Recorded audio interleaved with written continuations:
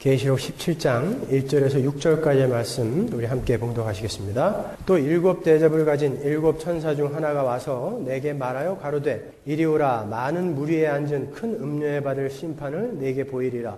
땅의 임금들도 그로 더불어 음행하였고 땅에 거하는 자들도 그 음행의 포도주에 취하였다 하고 곧 성령으로 나를 데리고 광야로 가니라. 내가 보니 여자가 붉은빛 짐승을 탔는데 그 짐승의 몸에 참남된 이름들이 가득하고 7 머리와 10 뿔이 있으며 그 여자는 자줏빛과 붉은빛 옷을 입고 금과 보석과 진주로 꾸미고 손에 금잔을 가졌는데 가증한 물건과 그의 음행에 더러운 것들이 가득하더라. 그 이마에 이름이 기록되었으니 비밀이라 큰 바벨론이라 땅의 음녀들과 가증한 것들의 어미라 하였더라. 또 내가 보매 이 여자가 성도들의 피와 예수의 증인들의 피에 취한지라. 내가 그 여자를 보고 기이히 여기고 크게 기이히 여기니. 아멘. 우린 지난주에 이 17장과 18장 그리고 19장 10절까지의 내용이 7 대접 심판 후에 오는 또 다른 어떤 사건이 아닌 한때 두때 반때 42달 1260일 3년 반 바로 말세의 기간 동안에 일어날 심판과 구원의 반복적인 기록임을 살펴봤죠. 특히 우리가 공부하고 있는 이 부분은 그 말세 때 일어날 일들 중에 마귀의 세력의 심판에 중점을 두고 기록이 된 부분입니다. 제가 지난 시간에 나눠드린 핸드아웃을 잘 읽어보신 분들은 아시겠지만 17장과 18장에는 각기 다른 관점으로 정치적, 종교적 세력으로서의 관점에서 본 마귀의 세력의 멸망과 경제적, 물질적 관점에서 본 마귀의 세력의 멸망이 그려져 있는 거라고 했습니다. 그 중에서 우리는 지금 정치적, 종교적 세력으로서의 마귀의 세력의 멸망에 관해서 공부를 하고 있는 거예요. 먼저 우리는 그 짐승을 타고 있는 음녀가 바벨론과 동일한 세력을 상징하고 있다는 것을 공부했어요. 그런데 그들은 서로를 뜯어먹으면서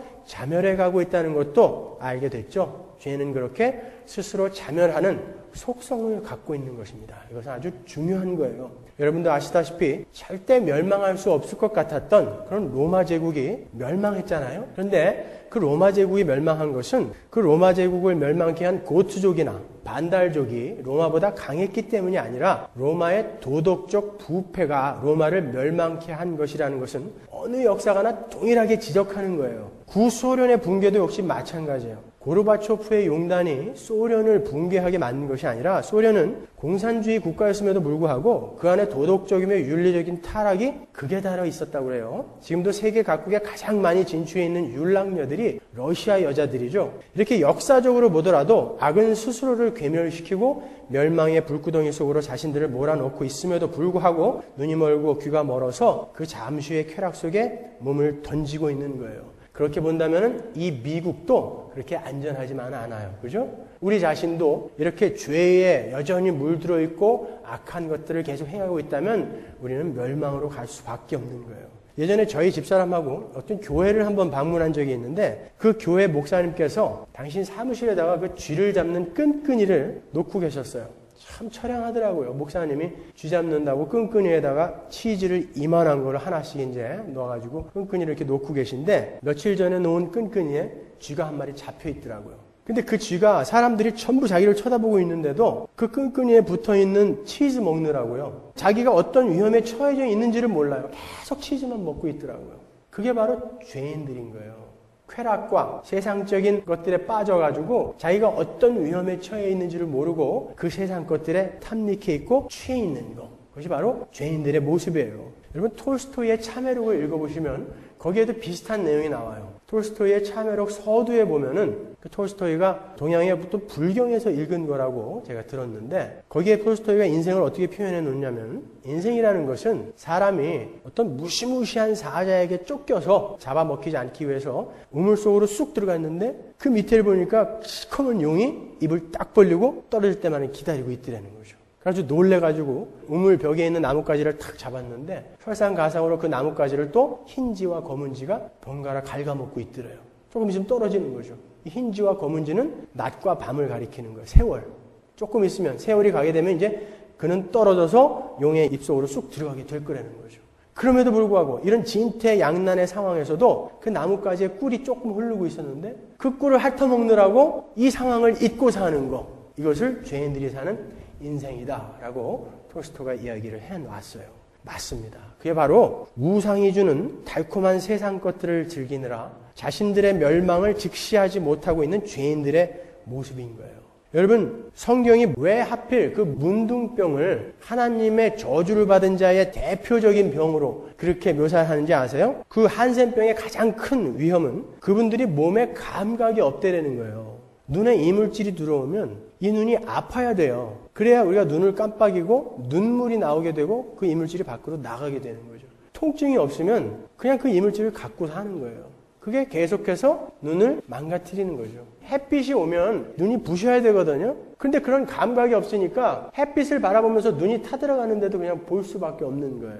손이 골마서 썩어가고 있는데 우리는 보통 어느 정도 압력을 가하면 이 손에 무리가 간다는 것을 알아요. 그렇기 때문에 빗자루를 잡더라도 살짝 잡고 이렇게 쓸죠.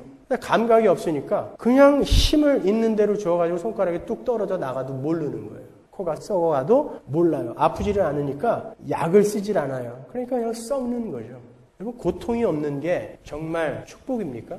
여러분이 고통을 감지하지 못한다는 건 축복이 아니라 오히려 저주인 거예요. 고통을 감지하지 못하는 사람들은 세상의 위험으로부터 자신을 지켜낼 수가 없어요. 근데 세상 사람들은 뭔가에 홀려서 자기들이 지금 어떤 처지에 놓여 있는지를 직시하지 못해요. 잊어버리고 산다라는 거예요. 끈끈이에 붙은 쥐는 자신의 위험을 직시하고 그 치질을 빨리 버리고 탈출을 시도했어야죠.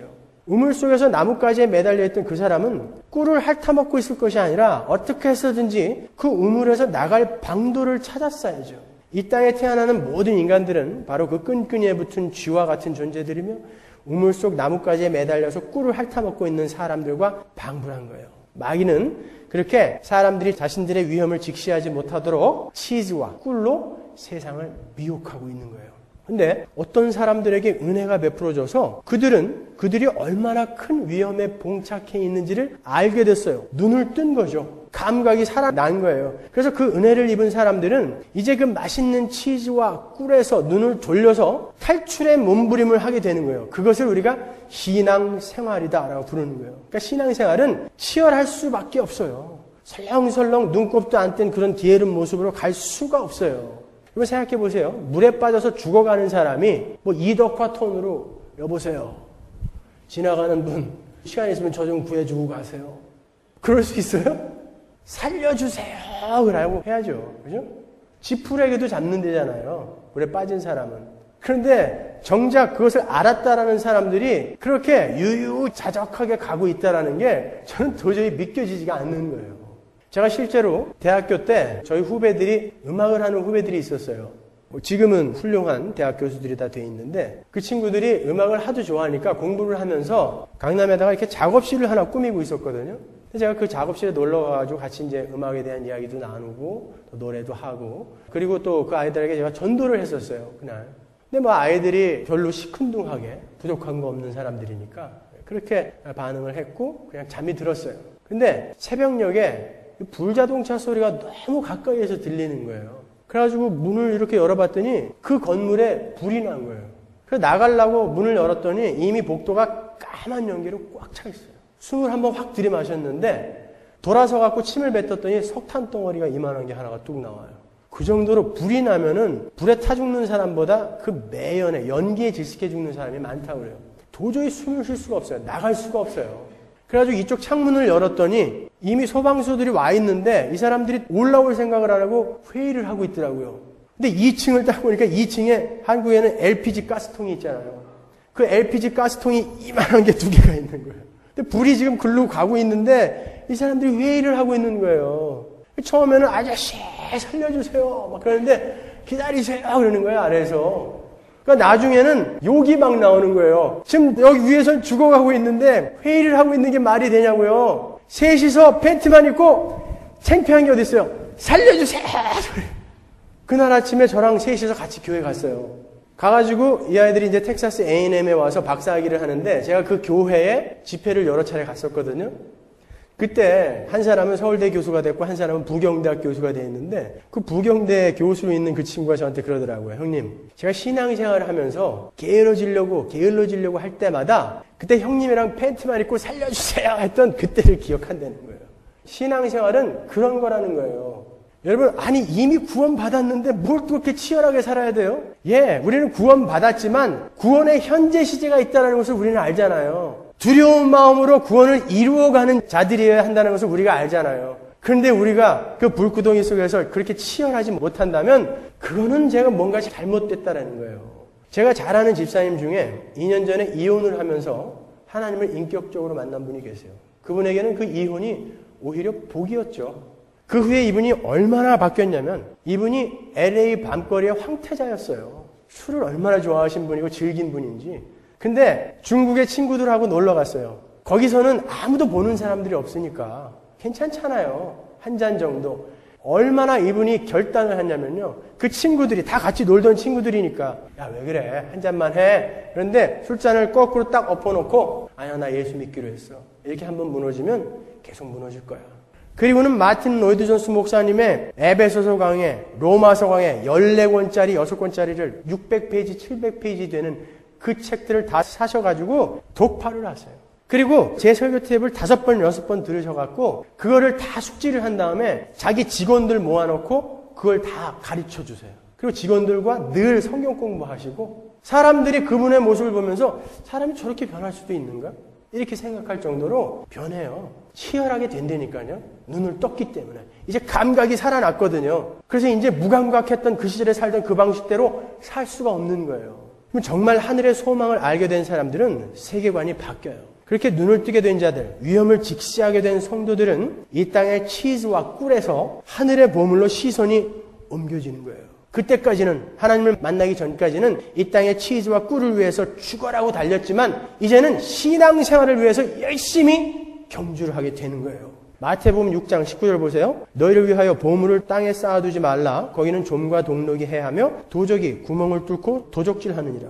오직 너희를 위하여 보물을 하늘에 쌓아두라. 거기는 좀이나 동록이 해하지 못하며 도적이 구멍을 뚫지도 못하고 도적질도 못하느니라. 내 보물이 있는 그곳에는 내 마음도 있느니라. 눈은 몸의 등불이니 그러므로 내 눈이 성하면 온몸이 밝을 것이요 눈이 나쁘면 온몸이 어두울 것이니 그러므로 내게 있는 빛이 어두우면 그 어두움이 얼마나 하겠느냐. 한 사람이 두 주인을 섬기지 못할 것이니 혹 이를 미워하며 저를 사랑하거나 혹 이를 중히 여기며 저를 경히 여김이라. 너희가 하나님과 재물을 겸하여 섬기지 못하느니라. 눈을 뜨지 못하고 여전히 어두움 속에 있는 음녀의 세력들은 어떻게 산다고 그래요? 이 땅에 재물을 쌓는 것을 일생일대의 최고의 목표로 두고 산다는 것이죠. 치즈와 꿀이 그들의 인생의 최고의 목표예요. 반면에 눈뜬 자들은 하늘의 보물을 쌓는다 그런단 말이에요. 그럼 꼭 이런 질문하는 사람들이 있죠. 둘 다 가지면 안 되나요? 24절에 안 된다 그러잖아요. 한 사람이 두 주인을 섬기지 못한다 그러잖아요. 예, 이쪽 거를 쫓아가다 보면요. 그렇게 서로 아귀다툼하다가 서로 미워하다가 그냥 멸망해버리는 거예요. 스스로 자멸해버리는 거예요. 그러나 우리는 이제 눈을 떴기 때문에 그렇게 살면 안 되는구나. 뭘 해야 된다? 하늘의 보물을 쌓아야 되는구나. 여러분, 하늘의 보물을 쌓는 게 뭐였습니까? 제가 전에 한번 설명해 드렸죠. 요한계시록 21장에 나오는 홍보석, 녹보석, 벽옥, 수정 이런 보물들이 다 누구였어요? 여러분이었죠. 교회. 그죠? 그러니까 하늘의 보물을 쌓는다는 건 뭐예요? 하늘의 보물인 나, 여러분 자신의 성품과 인격을 신의 성품에 참여한 자로서의 성품과 인격으로 훈련하는 게 하늘의 보물을 쌓는 거예요. 교회에 헌금 많이 하는 게 하늘의 보물을 쌓는 게 아니라 그런 사기에 넘어가지 마세요. 우리 성도들은 이 땅에서 치즈와 꿀에서 관심을 돌려서 은혜를 깨닫고 구원을 받은 자로서 그 은혜를 허락하신 분이 요구하시는 삶을 열심히 경주해야 되는 거예요. 그 목적지를 한마디로 표현하면 사랑이라고 그랬죠. 우리는 이 땅에서 사랑하는 자가 되어져 가는 거예요. 그게 우리의 유일한 목표 지점이에요. 다시 한번, 우리는 꿀과 치즈의 눈이 멀어서 우리가 멸망해 가는 줄도 모르고 그렇게 가는 자들이 아니라 하나님의 자녀됨을 빚어가는 거, 하늘의 보물을 쌓는 거, 그거 하다 가는 거란 말이에요. 요한일서 2장 10절 보세요. 그의 형제를 사랑하는 자는 빛 가운데 거하여 자기 속에 거리낌이 없으나 그의 형제를 미워하는 자는 어두운 가운데 있고 또 어두운 가운데 행하며 갈 곳을 알지 못하나니 이는 어두움이 그의 눈을 멀게 하였습니다. 눈이 멀어서 어두운 데 있는 자들은 한마디로 형제를 미워하는 자다. 이렇게 정의를 내리고 있어요. 이렇게 눈이 멀어서 세상만을 사랑하는 사람들은 사랑과는 거리가 멀게 되는 거예요. 그러니까 우리 중에 나는 세상을 사랑하지 않아. 나는 이미 어두운 데 있는 자가 아니야. 그렇게 이야기하면서 실제로 또 검소하게 사는 사람들이 있어요. 근데 그러면서도 남을 험담하고 시기하고 이간질을 하고 이러는 사람, 그 사람은 지금 거짓말하고 있는 거예요. 그 사람은 여전히 세상에 속해 있고 세상을 사랑하는 사람이며 치즈와 꿀을 쫓는 사람이에요. 여러분, 검소하게 사는 건 참 좋은 거지만 그것만으로 신앙의 경중을 잴 수는 없는 거예요. 아시겠어요?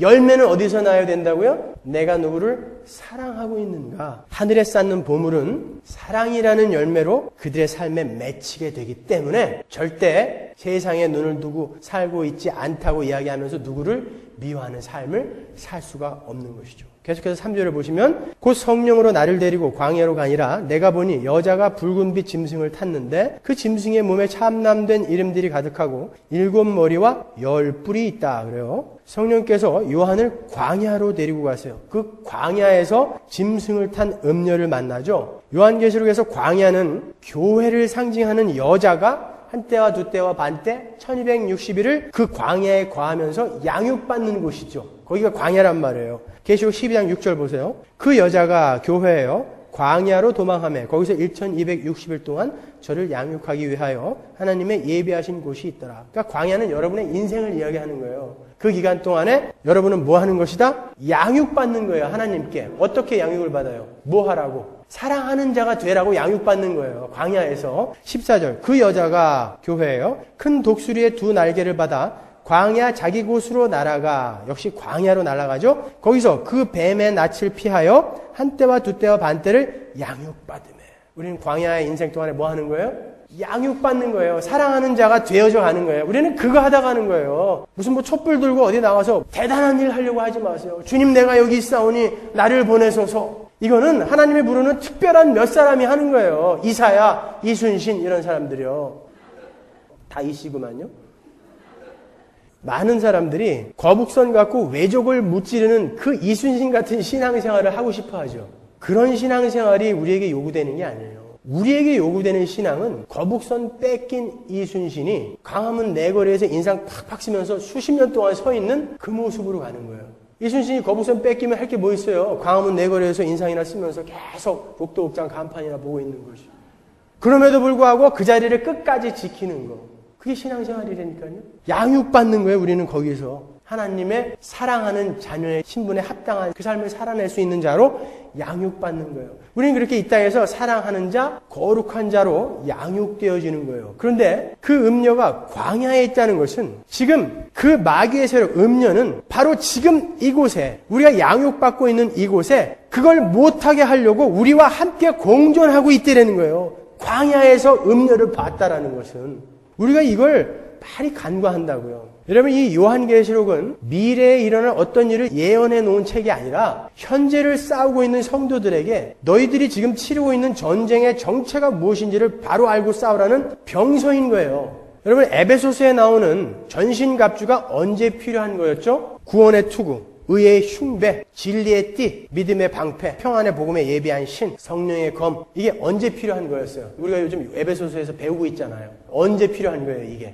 아내들아, 남편에게 순종해라. 남편들아, 아내를 목숨 걸고 사랑해라. 자녀들아, 부모에게 순종하며 공경해라. 부모들아, 자녀를 노엽게 하지 말고 교양과 훈계로 양육하라. 종들아, 상전들에게 니들이 죽게 하듯 복종해라. 상전들아, 종들을 형제 대하듯 해줘라. 이거 할 때 필요한 게 바로 전신갑주였잖아요. 그게 바로 성령 충만한 삶이고 그 성령 충만한 삶을 살기 위해서는 이러한 무기가 필요하다. 그게 에베소서 6장 아닙니까? 그러니까 여러분은 이 땅에서 여러분의 삶 속에서 지금 그 음녀와 싸우셔야 되는 거예요. 뭘 갖고? 그 하나님의 전신갑주를 가지고. 음녀는 그걸 못하게 하려고 지금 치즈와 꿀로 미혹하는 거고요. 그러니까 여러분이 지금 여러분의 이 광야의 삶 속에서 1260일 동안인 이 광야의 삶 속에서 음녀를 이기고 있는 증거는 어떻게 나와야 돼요? 여러분이 아내를 목숨 걸고 사랑해주고 남편에게 목숨 걸고 복종하고 자녀를 노엽게 하지 않고 종들을 형제처럼 대해주고 상전에게 상사에게 복종하고 부모에게 순종하는 그 삶, 그 사랑의 삶, 복종의 삶이 나와야 여러분이 음녀를 이기고 있는 증거예요. 그게. 우리는 지금 그걸 싸우고 있는 거예요. 음녀는 그거 못하게 하려고, 내 삶 속에서 성령의 열매가 맺히지 못하게 하려고, 그리스도의 성품이 나오지 못하게 하려고 꿀과 치즈로 우리를 계속 미혹하고 있는 것이고, 우리는 그거와 맞서 싸우는 거예요. 그러니까 우리는 매일매일 정신을 똑바로 차리지 않고 기도로 무장하지 않고 그러면 그 음녀와 짐승의 미혹이 언제 넘어갈지 모르는 것입니다. 그러니까 치열해야 돼요. 더 진지해야 돼요. 우리의 신앙은.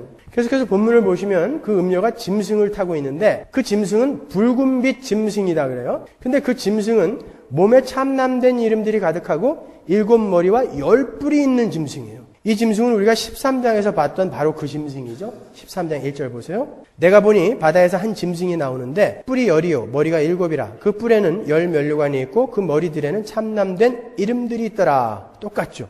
이 짐승은 우리가 공부한 바에 따르면 예수 그리스도를 흉내내는 적그리스도의 세력을 상징하는 거였죠. 죽었다가 살아난 것 같은 흉내도 내고 그랬잖아요. 그런데 이 짐승은 12장에 등장하는 용과도 일치하고 있음을 볼 수 있어요. 12장 3절. 하늘에 또 다른 이적이 보이니 보라 한 큰 붉은 용이 있어. 여기서 용은 사탄이었어요. 마귀. 그 용이 머리가 7이요 뿔이 10이라. 그 여러 머리에 7멸관이 있는데 어떠세요? 똑같아요. 이 용은 마귀를 상징하는 거였어요. 그러니까 그 짐승도 역시 마귀의 사주를 받고 있는 적그리스도, 마귀의 세력이고 그 짐승을 타고 있는 음녀 역시 그 짐승과 같은 운명 공동체이며 본질적으로는 같은 하나님을 알 수 있는 거예요. 근데 여기 보시면 짐승도 붉은색이고 용도 붉은색이에요. 그리고 음녀도 붉은빛과 자줏빛 옷을 입고 있어요. 이 붉은색은 성경에서 죄의 색을 나타냈죠. 그리고 사치와 영광의 색으로도 등장을 해요. 이사야서 1장 18절 보세요. 여호와께서 말씀하시되 오라 우리가 서로 변론하자. 너희 죄가 주홍 같을지라도 눈과 같이 휘어질 것이요 진홍같이 붉을지라도 양털같이 되리라. 이렇게 붉은색은 성경에서 죄의 색깔로 나타나요. 그와 동시에 붉은색과 자주색은 부자들만 입던 심지어 왕들이 입던 사치와 영광의 색이기도 한 거예요. 사도 바울이 빌립보성에서 만난 자주장사 루디아를 아시죠? 바로 그 루디아가 왕들이나 귀족들이 입었던 붉은색 옷감을 취급하는 아주 부유한 무역상이었단 말이에요. 그래서 예수님이 돌아가실 때도 로마 군인들이 조롱하느라고 붉은색 홍포를 입힌 거예요. 너 왕이라며? 그럼 빨간 거 입어야 되지 않냐? 이렇게 붉은색 옷을 입힌 거죠. 이렇게 붉은색은 죄의 색임과 동시에 세상의 힘, 영광, 부, 사치, 허영의 색깔인 거예요. 그래서 18장에 나오는 멸망하는 바벨론도 역시 같은 붉은 옷을 입고 있는 거예요. 계시록 18장 16절 보세요. 가로되 화이토다 화이토다 큰 성이여 바벨론이죠. 세마포와 자주와 붉은 옷을 입고 금과 보석과 진주로 꾸민 것인데 보세요. 여기도 바벨론이 보석으로 꾸미고 붉은 옷과 자주 옷을 입고 있다라고 나오죠.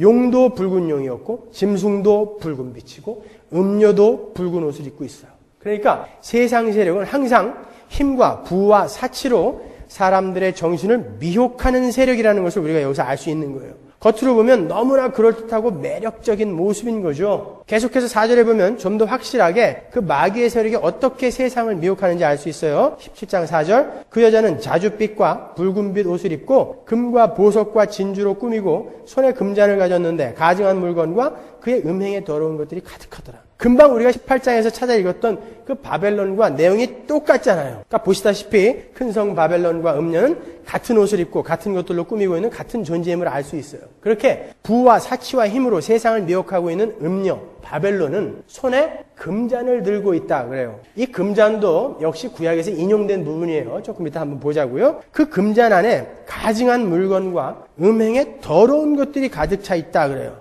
여기서 가증한 것이 뭔지 신명기로 가서 한번 확인해 볼게요. 신명기 18장 9절 네 하나님 여호와께서 네게 주시는 땅에 들어가거든 너는 그 민족들의 가증한 행위를 본받지 말 것이니 그 아들이나 딸을 불 가운데로 지나게 하는 자나 복술자나 기륭을 말하는 자나 요술하는 자나 무당이나 진언자나 신접자나 박수나 초혼자를 너희 중에 용납하지 말라. 무릇 이런 일을 행하는 자는 여호와께서 가증히 여기시나니 이런 가증한 일로 인하여 내 하나님 여호와께서 그들을 네 앞에서 쫓아내시느니라. 9절에 가증한 행위가 나오고 12절에 가증한 일이 나오죠. 그 단어는 똑같은 단어이거든요. 히브리어로 토에바예요. 이 토에바는 원래 우상 숭배라는 뜻이에요. 그것을 가증한 행위, 가증한 것으로 번역을 해놓은 거죠. 이 단어가 70인명에서 헬라어로 부델리그마로 번역이 되었고 그 단어가 오늘 본문에 쓰인 거예요. 그리고 그 헬라어 부델리그마 역시 우상숭배, 혐오스러운 것을 가리키는 단어인 거예요. 그러니까 그 음녀가 들고 있는 그 금잔에 부델리그마, 가증한 물건이 들어있다는 것은 이런 의미예요. 마귀의 세력은 사치와 허영, 세상의 힘 같은 달콤하고 멋져 보이는 것들로 세상을 미혹하고 있는데 거기에 넘어가서 그 사치와 허영과 세상의 힘을 쫓아가는 것은 곧 우상 숭배를 하고 있는 것이다라는 것을 보여주는 거예요. 신명기에 보시면 그 가증한 일, 가증한 것을 본받지 말아라 라고 하시면서 토해봐, 이것을 경계해라 라고 하시면서 그 가증한 것의 내용으로 나온 것이 복술자, 기륭을 말하는 자, 요술하는 자, 무당, 진언자, 신접한 자, 박수를 예로 들고 있잖아요. 전부 뭐 하는 사람들이에요? 우상 숭배를 부추기는 자들이란 말이에요. 그게 가증한 것 토에바예요. 부델리그마예요. 그리고 더러운 것으로 번역이 된 아카달토스도 역시 우상 혹은 악마적인 것을 가리키는 형용사란 말이에요. 고린도후서 6장 16절 보세요. 하나님의 성전과 우상이 어찌 일치가 되리요. 우리는 살아계신 하나님의 성전이라. 이와 같이 하나님께서 가라사대 내가 너희 가운데 거하며 두루 행하여 나는 저희 하나님이 되고 저희는 나의 백성이 되리라 하셨느니라. 그러므로 주께서 말씀하시기를 너희는 저희 중에서 나와서 따로 있고 부정한 것을 만지지 말라. 우상을 경계하라고 하면서 여기다가 부정한 것을 만지지 말라 그러죠. 그러니까 우상 만지지 말아라. 우상 숭배하지 말라라는 뜻이에요. 여기서 쓰인 단어가 똑같이 아카달토스예요. 에베소서 5장 5절 너희도 이것을 정령이 알거니와 음행하는 자나 더러운 자나 이게 아카달토스거든요. 더러운 자, 탐하는 자, 곧 걔네들이 뭐예요? 우상 숭배자. 여기서도 더러운 자로 번역이 된 이 단어가 바로 아카달토스인데 그 더러운 자 아카달토스를 우상 숭배자라고 부르잖아요. 그러니까 그 음녀가 가지고 있는 금잔에 들어있는 가증한 것, 더러운 것은 모두 우상 숭배요. 요한계시록의 표현대로 하자면 음행, 세상을 사랑하는 것, 그것을 의미하는 거예요. 이 말은 음녀와 바벨론, 마귀의 세력은 부귀와 영화와 힘과 화려함을 가지고 다른 말로 치즈와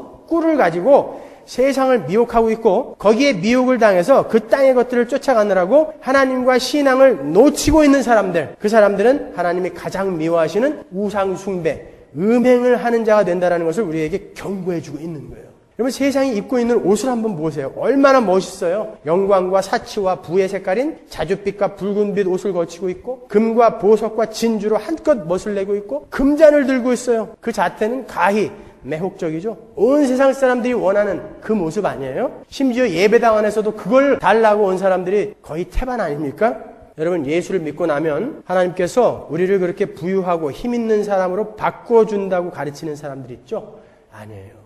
그게 바로 음녀요, 바벨론이에요. 그게 짐승이에요. 바다에서 올라온 짐승. 바다에서 올라온 적그리스도의 미혹인 거예요. 그래서 그 음녀가 짐승을 타고 있는 거예요. 이 거짓 가르침은 이 음녀의 소나기에 있는 세상의 시대 정신을 따르는 가르침이라는 거예요. 그래서 이 짐승, 거짓 선지자 적그리스도가 음녀가 이 거짓 선지자 적그리스도를 타고 있는 거예요. 걔네들을 조종하고 있다라는 거예요. 그러니까 그건 잘못된 가르침이란 말이에요. 디모데전서 2장 9절 보시면 그 화려한 옷차림의 음녀와 반대로 순결한 성도들은 어떤 옷차림을 해야 하는지를 이렇게 보여주고 있어요. 디모데전서 2장 9절 또 이와 같이 여자들도 아담한 옷을 입으며 염치와 정절로 자기를 단장하고 따은 머리와 금이나 진주나 값진 옷으로 하지 말고 안에 오늘 계시록에 나온 음녀가 입은 옷차림이 다 들어있어요. 그죠? 금, 진주, 값진 옷. 여러분이 이해하기 쉽게 표준 세번역으로 읽어드릴게요. 이와 같이 여자들도 소박하고 정숙하게 단정한 옷차림으로 자기를 단장하십시오.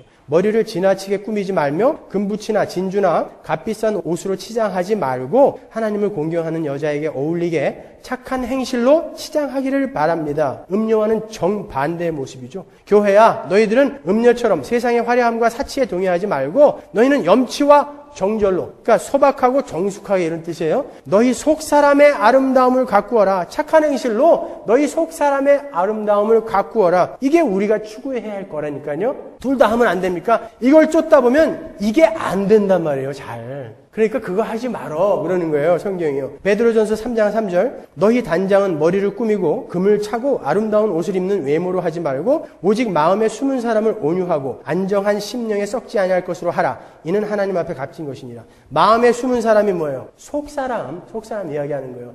그 속사람을 하나님이 원하는 그런 훌륭한 사람으로 만들어가라. 가치 있는 사람으로 만들어가라. 그것이 바로 우리 성도에게 요구되는 삶이에요. 표준 세번역으로 볼까요? 여러분은 머리를 치장하거나 금붙이를 달거나 옷을 차려입거나 하는 거치장을 하지 말고 썩지 않는 온유하고 정숙한 마음으로 속사람을 단장하도록 하십시오. 이것이 하나님께서 보시기에 값진 것입니다.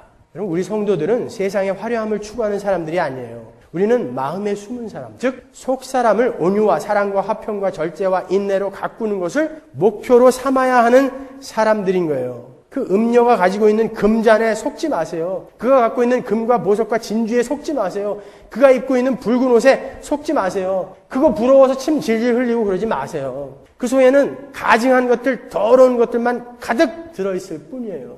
특히 여자분들, 다른 걸로 여러분들 치장해갖고 그걸로 사람들에게 나 증명하려고 하지 마세요. 그렇다고 또 머리도 안 감고 다니고 그러면 안 되고요. 깨끗이 감고 단정하게 하고 다니셔야죠. 그런데 그냥 억지로 이쁘게 보이려고 말이죠. 막 몇천 불, 몇만 불짜리 저는 처음 들었어요. 그런 화장품이 있대요. 그걸로 그냥 얼굴을 떡칠을 하고 멀쩡한 눈썹을 다 밀어가지고 말이죠. 끝에 요만큼 남겨놓고 이거 그냥 아침마다 그리느라고.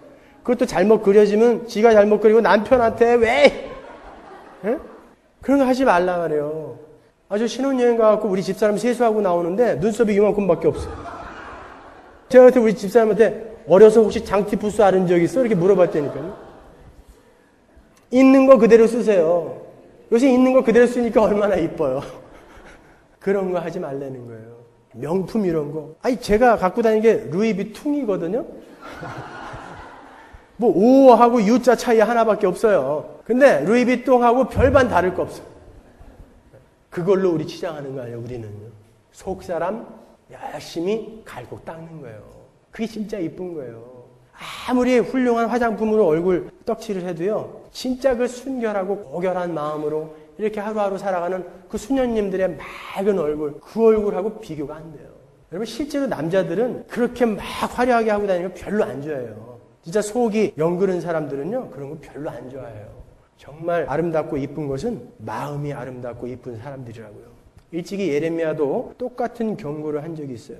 예레미야 51장 7절 보세요. 바벨론은 여호와의 수중에 온 세계로 축회하는 금잔이라. 이 금잔이 여기서 나온 거예요. 바벨론이 바로 금잔이에요. 열방이 그 포도주를 마시고 인하여 미쳤도다. 음녀가 가지고 있는 그 금잔은 온 세계를 취하게 만들어서 미친 짓을 하게 만드는 세력인 바벨론이라는 거예요. 그래서 그 음녀와 짐승의 수중에 들어있는 세상은 전부 진노의 포도주에 취해서 미친 마음을 품고 미친 짓을 하다가 결국에는 멸망하게 되어버린다는 거예요. 그게 요한계시록이라니까요. 그 금잔은 세상을 취케 만드는 거란 말이죠. 전도서 9장 3절 보세요. 모든 사람의 결국이 일반인 그것은 해 아래서 모든 일 중에 악한 것이니 곧 인생의 마음에 악이 가득하여 평생에 미친 마음을 품다가 후에는 죽은 자에게로 돌아가는 것이다. 그러니까 우리가 미친 마음을 품고 미친 짓을 하다가 멸망하지 않기 위해서는 세상 것을 사랑하라고 음행을 조장하는 음녀의 입술을 조심해야 하고 예수 그리스도를 흉내내며 예수를 믿으면 만사 형통의 선물을 받게 된다라고 거짓 가르침을 내뱉는 짐승의 소리를 분별해낼 줄 알아야 되는 거예요.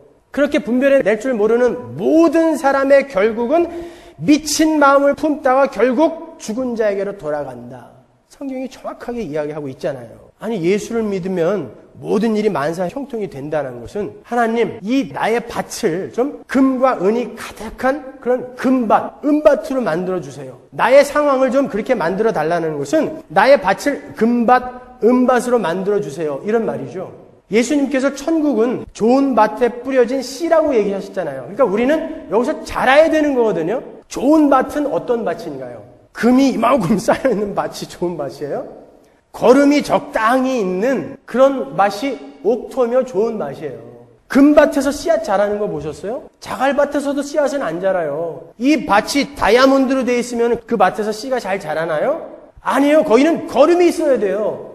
때로 여러분은 똥구덩이 같은 그 속에 빠져서 거기에서 자라나야 되는 거예요. 그래서 하나님은 여러분의 삶 속에 때로는 그 거름 같은 일들을, 이해하지 못할 일들을 허락하시는 거예요. 좋은 밭, 거기에서 자라나는 하나님의 백성이니까. 거기서 무럭무럭 커야 되니까. 근데 금밭, 은밭 이거 달라는 게 어떻게 기독교겠어요? 그게 음녀의 미혹이라니까요. 금, 보석, 진주로 미혹하는 자.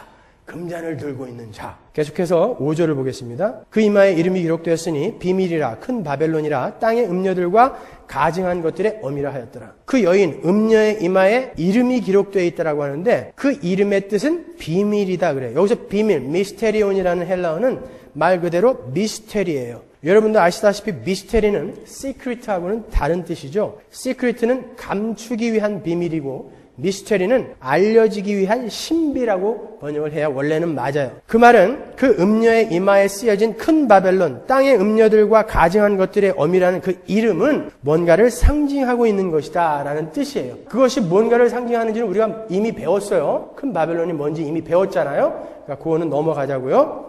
그 이마에 더러운 이름을 가진 그 음녀는 이마의 이름을 가진 그 음녀는 우리가 13장에서 공부한 666이라는 짐승의 이름을 이마에 받은 땅에 속한 자들을 생각나게 하죠. 계시록 13장 16절 보세요. 저가 모든 자, 곧 작은 자나 큰 자나 부자나 빈궁한 자나 자유한 자나 종들로 그 오른손에나 이마에 표를 받게 하고 누구든지 이 표를 가진 자 외에는 매매를 못하게 하니 이 표는 곧 짐승의 이름이나 그 이름의 수라. 지혜가 여기 있으니 총명 있는 자는 그 짐승의 수를 세어보라. 그 수는 사람의 수니 666이니라. 즉 이마나 손에 짐승의 이름을 받은 저주받은 자들의 엄이라 불리는 그 세력, 음녀는 금잔 속에 더러운 것과 가증한 것을 숨기고 그 잔에 들어있는 것으로 세상을 취하게 만들어서 미친 짓을 하다가 죽게 만드는 무서운 세력인 거예요.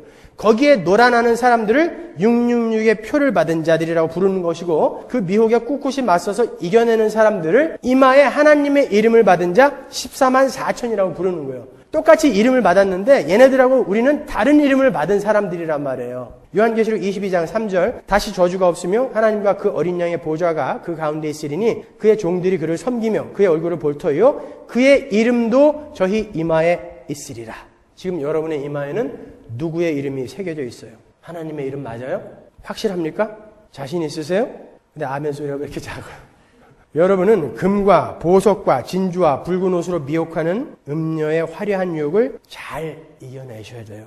여러분 혹시 금과 보석과 진주가 부족해서 낙심하고 계시지는 않으십니까? 이겨내셔야 돼요. 여러분은 하늘의 보물을 쌓는 분들이지 이 땅의 보물로 울고 웃고 하는 분들이 아닌 거예요. 그러니까 기죽지도 마시고 교만할 이유도 없어요. 그렇게 사악한 음녀의 미혹을 이겨낸 어떤 우리의 신앙의 선배가 드린 기도문이 있어요. 그 기도문으로 오늘 설교의 결론을 대신하도록 하겠습니다. 이 기도는 마땅히 우리의 기도가 되어야 돼요. 부디 여러분이 이러한 기도를 드릴 수 있는 실력자들이 되시기를 바랍니다. 주님, 저는 출세를 위해 당신에게 힘을 구했으나 주님은 내게 순종을 배우라고 나약함을 주셨습니다. 주님, 저는 위대한 일을 하고 싶어 당신에게 건강을 청했으나 주님은 보다 큰 당신의 선을 이루시기 위해 저에게 병을 주셨습니다. 주님, 저는 행복하게 살기 위해 당신에게 부귀를 구했으나 주님은 저에게 지혜로운 자가 되도록 가난을 주셨습니다. 주님, 저는 남들이 우러러보는 존경받는 사람이 되고자 당신께 명예를 구했으나 당신은 나를 비참하게 만드시어 제가 당신만을 필요로 하게 만드셨습니다. 주님, 저는 홀로 있기가 외로워서 당신의 우정을 청했으나 당신은 나로 하여금 세상의 모든 형제들을 사랑하라 라고 하셨습니다. 주님, 저는 당신에게 내 삶을 즐길 수 있는 모든 것을 원했으나 주님은 나로 하여금 다른 모든 사람들을 즐겁게 하는 삶을 살기를 원하셨습니다. 내가 당신께 구한 것은 하나도 받지 못했으나 그러나 당신께서 나에게 주시고자 원하시는 것을 하나도 빠짐없이 모두 다 주셨습니다. 그래서 저는 감사하지 않을 수 없습니다. 이게 바로 요한계시록을 사는 성도의 삶인 거예요. 음료의 미혹에 미혹되지 않는 삶을 사는 사람들의 삶인 거예요. 여러분도 이런 위대한 기도를 드릴 수 있는 성숙한 그리스도인의 삶을 사시게 되기를 주님의 이름으로 축원합니다. 기도하겠습니다.